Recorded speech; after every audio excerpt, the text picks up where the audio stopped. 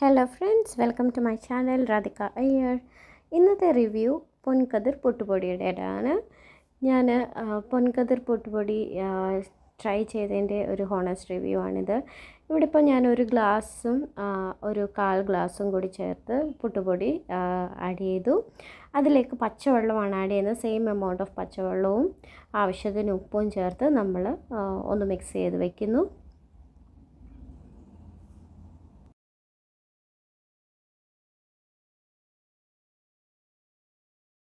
ഇത് ആക്ച്വലി നമ്മൾ കൈ കൊണ്ടൊന്നും മിക്സ് ചെയ്യണ്ട, ജസ്റ്റ് ഒരു സ്പൂൺ വെച്ചിട്ട് മിക്സ് ചെയ്ത് അടച്ചു വെച്ചിട്ട് ഒരു 10 to 15 മിനിറ്റ്സ് അടച്ചു വെച്ചെടുത്താൽ തന്നെ നന്നായിട്ട് സോഫ്റ്റായിട്ട് അതിൻ്റെ ആ ഒരു പരുവത്തിൽ വരും.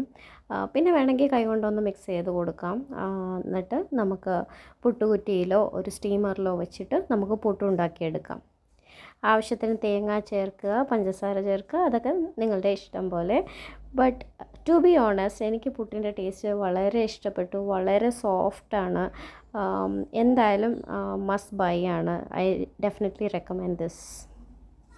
Thank you for watching video. Subscribe ചെയ്തിട്ടില്ലാത്തവർ സബ്സ്ക്രൈബ് ചെയ്യുക, ലൈക്ക് ചെയ്യുക, കമൻറ്റ് ചെയ്യുക.